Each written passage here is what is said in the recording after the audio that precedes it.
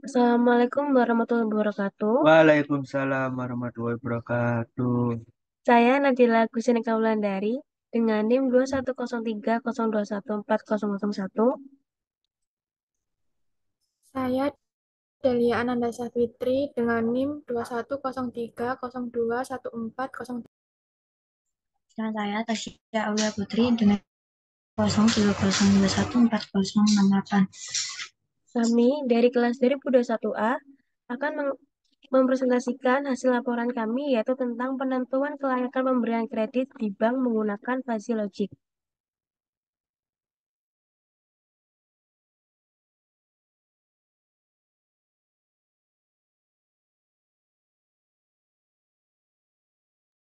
Latar belakang, bank merupakan lembaga keuangan di mana kegiatan sehari-harinya adalah dalam bidang jual beli uang. Dapat dijelaskan secara lebih luas lagi bahwa bank merupakan perusahaan yang bergerak dalam bidang keuangan. Artinya, aktivitas perbankan selalu berkaitan dalam bidang keuangan, salah satunya dunia perkreditan. Masalah dalam kelancaran pemberian kredit seringkali bersifat samar atau fuzzy, sehingga tidak selalu dapat ditentukan dengan jelas apakah kredit akan lancar atau tidak.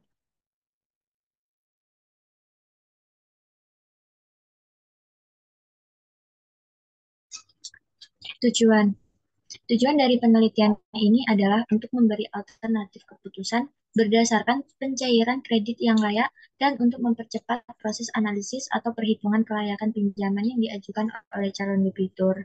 Sistem ini tidak bertujuan untuk membuat keputusan akhir, melainkan mendukung pengambilan keputusan dalam proses evaluasi.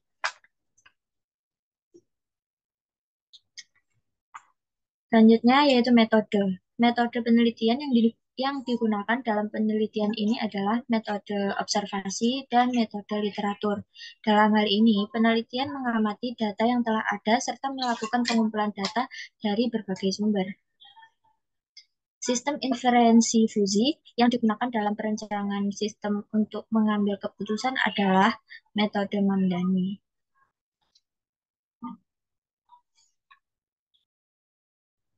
Untuk selanjutnya yaitu alur penelitian. Yang pertama, pengolahan data. Suatu proses perhitungan atau transformasi data input menjadi data informasi yang mudah dimengerti ataupun sesuai dengan apa yang diinginkan. Data yang akan diolah atau dianalisis dalam hal kelayakan pemberian kredit terdapat beberapa variabel penilaian yang akan ditentukan.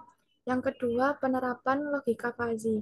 Logika fuzzy merupakan cabang dari sistem kecerdasan buatan atau artificial intelligence yang mengstimulasi kemampuan manusia dalam berpikir ke dalam bentuk algoritma yang kemudian dijalankan oleh mesin. Logika fuzzy ini menginterpretasikan statement yang samar menjadi sebuah penelitian yang logis. Ketiga, analisis keputusan. Suatu bentuk pengambilan keputusan yang melibatkan identifikasi dan penilaian seluruh aspek keputusan dan mengambil tindakan berdasarkan keputusan yang menghasilkan hasil yang paling menguntungkan. Dalam hal ini akan ditentukan apakah debitur layak atau tidak diberikan suatu pinjaman.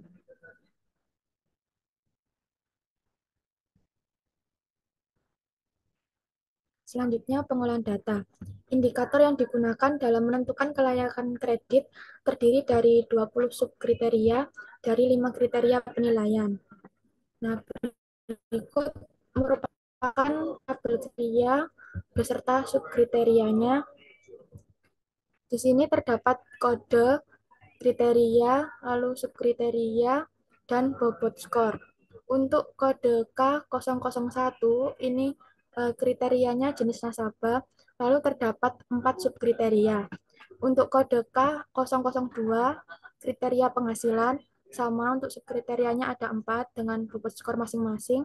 Lalu untuk kode K003 subkriteria jaminan, kode K004 kriteria tanggungan, kode K005 status usaha.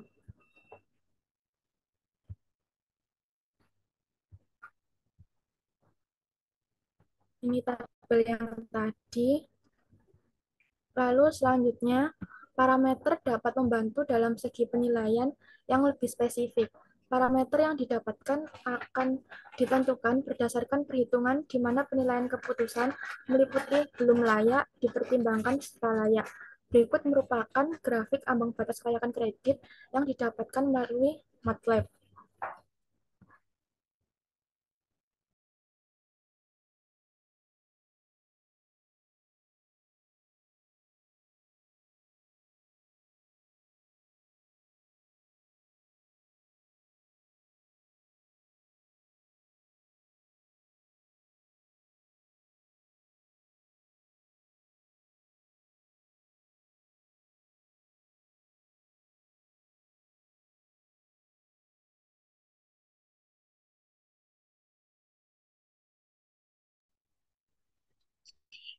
Untuk yang selanjutnya yaitu implementasi Fuzzy Logic.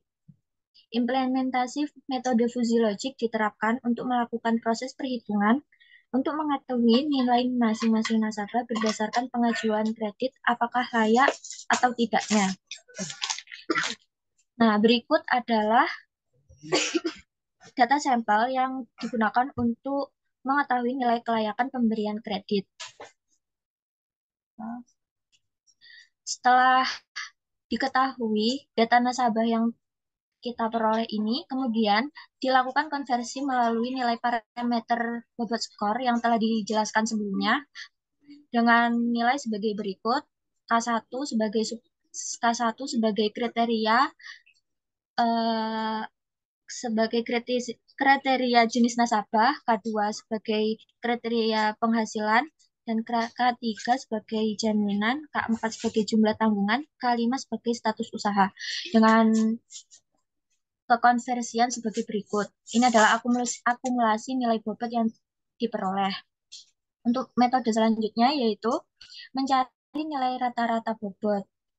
Nilai rata-rata bobot diperoleh dari hasil sebelumnya, sehingga diperoleh sebagai berikut dengan nilai K1 dengan hasil 80, K2 dengan hasil 8, K3 hasil 60. Dilihat di artikel ini. Kemudian setelah menghasilkan rata-rata bobot nasabah, kita mencari nilai keputusan. Slide selanjutnya adalah di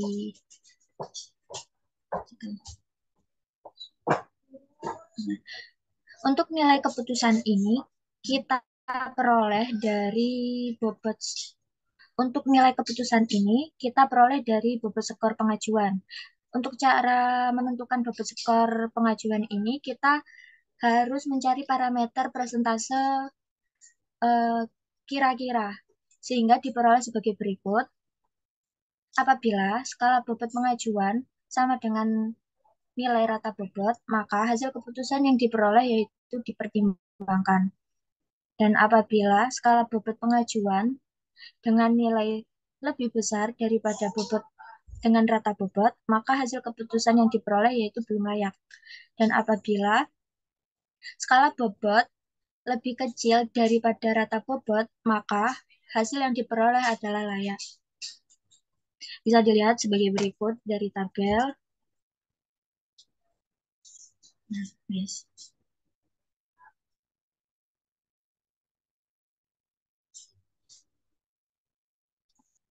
Berikutnya yaitu analisis keputusan.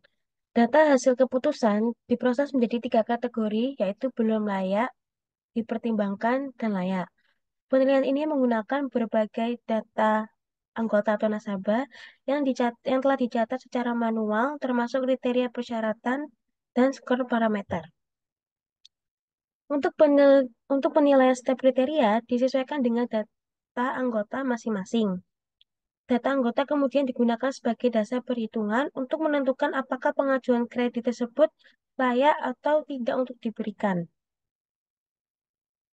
Setiap keputusan kemudian diperiksa kembali atau diverifikasi sesuai dengan persyaratan dan kemampuan anggota atau nasabah termasuk jaminan, penghasilan, jumlah tanggungan.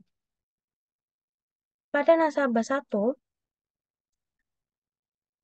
pihak bank memutuskan untuk mempertimbangkan pemberian kredit.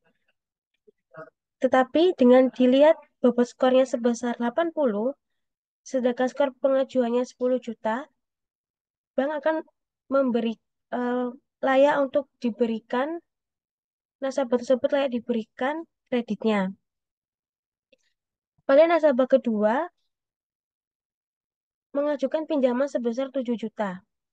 Kemudian, pihak bank belum layak diberikan kredit sebesar itu kepada nasabah dua.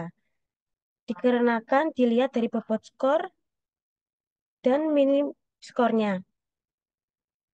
Kemudian pada nasabah tiga, mengajukan pinjaman sebesar 25 juta, pihak bank juga belum memberikan atau belum layak nasabah tersebut diberikan kredit sebesar itu.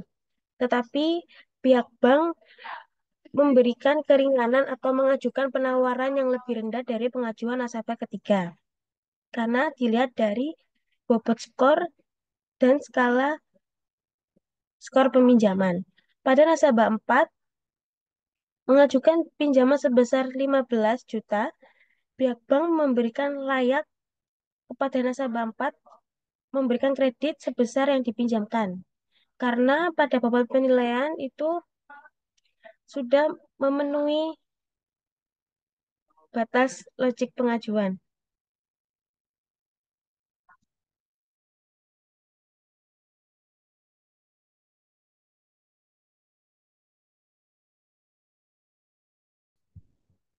Selanjutnya, simpulan dan saran. Simpulan. Hasil penelitian dalam studi kasus penilaian kelayakan pemberian kredit dengan metode fuzzy logic dapat disimpulkan sebagai berikut. Dengan menggunakan MATLAB, penulis dapat mengambil keputusan, yakni dalam menilai kelayakan kredit berdasarkan nominal pengajuan. Penerapan ini menggunakan fuzzy logic. Penelitian ini digunakan untuk membantu mengambil keputusan dalam menentukan kelayakan pemberian kredit berdasarkan nominal pengajuan, apakah layak atau tidaknya diberikan pinjaman. Di lain hal, penelitian ini juga dapat membantu bank untuk menemukan debitur yang cocok sehingga meminimalisir kredit bermasalah.